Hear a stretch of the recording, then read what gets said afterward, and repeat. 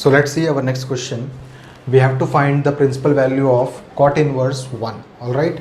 So हम लोग cot inverse 1 को लिख सकते हैं. Cot inverse 1 can be written as cot pi by 4. ठीक है. अब क्योंकि हम लोग सारे केसेस डिस्कस कर रहे हैं तो हम लोग क्या लिखेंगे यहाँ पे देखिए. यहाँ वैल्यू है पॉजिटिव. कॉट की वैल्यू पॉजिटिव कहाँ कहाँ होती है, तो वो होती है ASTC के अकॉर्डिंग फर्स्ट क्वाड्रेंट में एंड थर्ड क्वाड्रेंट में. फर्स्ट क्वाड्रेंट का एंगल तो हमारे पास यही है और थर्ड क्वाड्रेंट में हम आते हैं cot inverse cot pi plus pi by 4 करके हम लोग आ जाएंगे.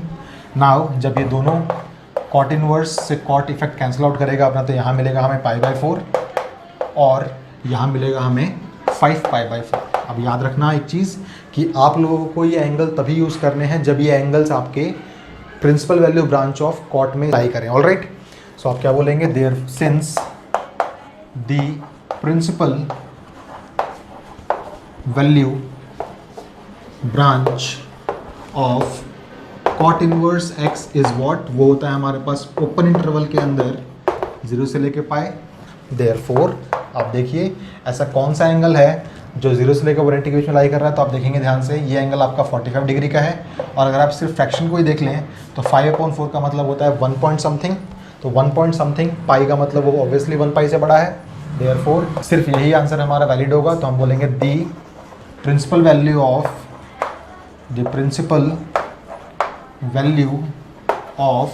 Required question is what, cot inverse 1 is what, is only pi by 4. ऐसा क्यों हुआ, लिख देते हैं हम लोग यहाँ पे.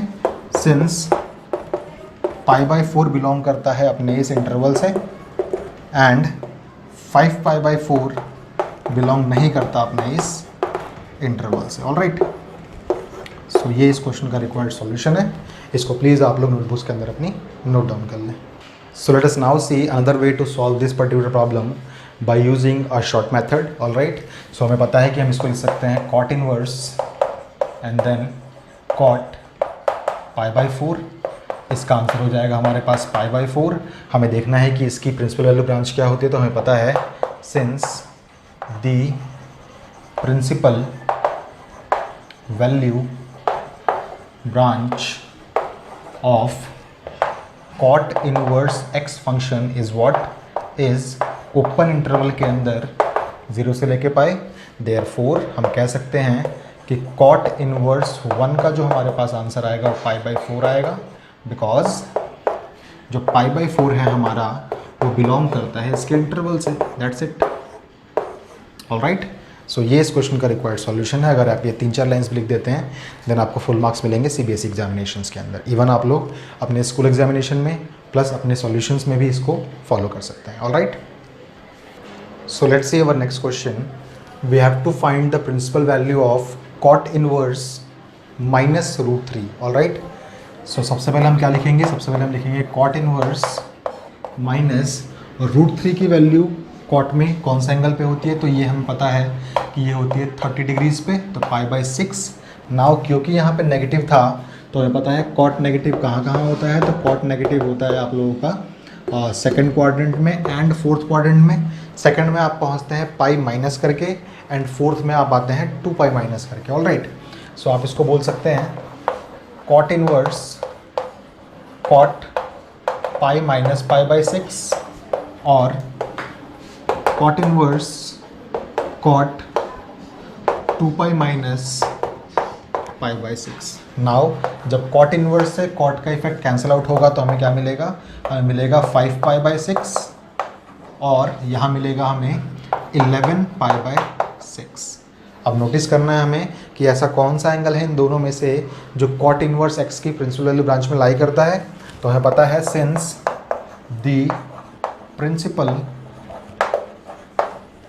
Value branch of cot inverse x is what, open interval के अंदर 0 से लेके पाई होता है यहाँ पे. ओके. नाउ हम क्या कह सकते हैं, देयरफॉर आप देखिए ध्यान से 1 पाई तक ही आपको जाना है 0 से लेके. यहाँ पर आपके पास जो आंसर आएगा इसको सॉल्व करने के बाद तो आपको मिलेगा 0 पॉइंट समथिंग पाई और यहाँ पे आपके पास मिलेगा 1 पॉइंट लगभग 2 के आसपास पाई मिलेगा आपको.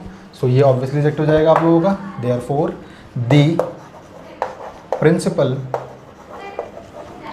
Value of required question is what, cot inverse minus root 3 is what, is 5 pi by 6। ऐसा क्यों हुआ लिख देना आप लोग, सिंस 5 पाई बाई 6 बिलोंग करेगा आपका 0 से लेके पाई के बीच में, और 11 पाई बाई 6 आपका बिलोंग नहीं कर रहा है इस इंटरवल के अंदर। ओके, तो ये इस क्वेश्चन का रिक्वायर्ड सॉल्यूशन है। इसको प्लीज़ आप लोग नोटबुक्स के अंदर अपनी नोट डाउन कर लें। Let's see another short way to solve this particular problem.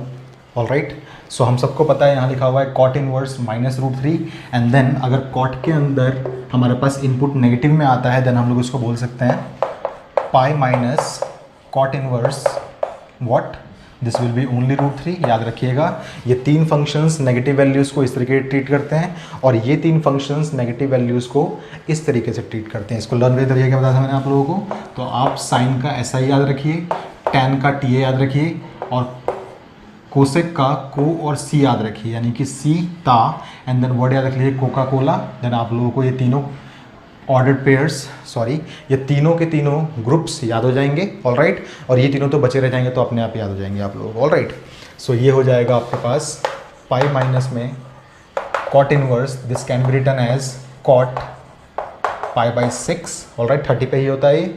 Okay, now this can be written as pi, ये दोनों इफेक्ट्स यहाँ से कैंसिल आउट हो जाएंगे। देन आपको देखिए क्या मिलेगा, आपको मिलेगा ये हो जाएगा आपके पास माइनस में pi by 6 which is 5 pi by 6। So as we all know the principal value branch, the principal value branch of cot inverse x is what, is open interval के अंदर 0 to पाई। देयरफॉर जो हमारा question था cot inverse minus root 3 का answer हमारा ये valid है। आप खुद देखिए वैलिड क्यों है, बिकॉज 5 बाई 6 करने पे आपको 1 से कम ही नंबर मिलेगा। 1 से कम number into pi obviously 1 pi से कम होगा। Okay, since 5 pi by 6 belongs to 0 to pi. All right, so ये आपका रिक्वायर्ड सॉल्यूशन हो गया। आपको याद रखना है जब कभी भी आपके पास इन्वर्स फंक्शंस के अंदर नेगेटिव वैल्यूज़ आती हैं देन आप लोग इन 6 फॉर्मूलों के अकॉर्डिंग इनको ट्रीट करते हैं। ओके, सो इसको प्लीज़ आप लोग नोटबुक्स के अंदर अपनी नोट डाउन कर लीजिए।